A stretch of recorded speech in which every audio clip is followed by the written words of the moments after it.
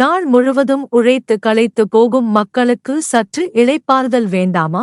படிக்கும் மாணவ மாணவிகளுக்கு மாலை நேரங்களில் விளையாட ஒரு இடம் வேண்டாமா?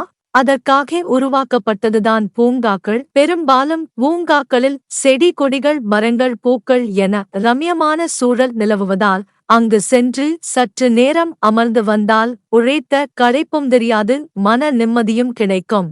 திருச்சி மாநகராட்சி பகுதியில் நிறைய பூங்காக்கள் உள்ளன. இவற்றில் சில பூங்காக்கள் நல்ல முறையில் பராமரிக்கப்பட்டு மக்களுக்கு பயன் அளித்து வருகின்றன. ஆனால் சில பூங்காக்கள் கேட்பாரற்று கிடப்பது வேதனை தரும் விஷயம். அந்த வகையில் திருச்சி அரியமங்கலம் கோட்டம் காந்தி மார்க்கெட் தாராநல்லூர் பகுதியில் தேவர் பூங்கா மாநகராட்சி சார்பில் அமைக்கப்பட்டுள்ளது. பல லட்சம் செலவில் உருவாக்கப்பட்ட இந்த பூங்காவில் சிறுவர்களுக்கான விளையாட்டு உபகரணங்கள் மற்றும் முதியவர்கள் அமரும் நாற்காலிகள் மற்றும் பூங்கா முழுவதும் பச்சை பசேல் என உள்ளது. ஆரம்ப காலகட்டத்தில் பொதுமக்கள் அனைவரும் சென்று வந்த நிலையில் தற்பொழுது இந்த பூங்காவை ஒரு சிலர் ஆக்கிரமித்துள்ளதாக அப்பகுதி மக்கள் தெரிவிக்கின்றனர்.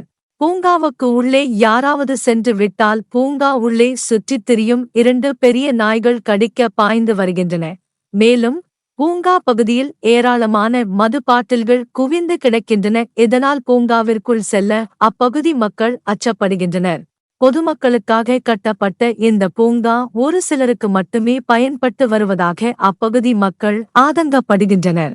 ஆகவே இந்த விஷயத்தில் மாநகராட்சி நிர்வாகம் தலையிட்டு பூங்காவை பொதுமக்களின் பயன்பாட்டிற்கு கொண்டு வர நடவடிக்கை எடுக்க வேண்டும் என்பதே அப்பகுதி மக்களின் எதிர்பார்ப்பாக உள்ளது.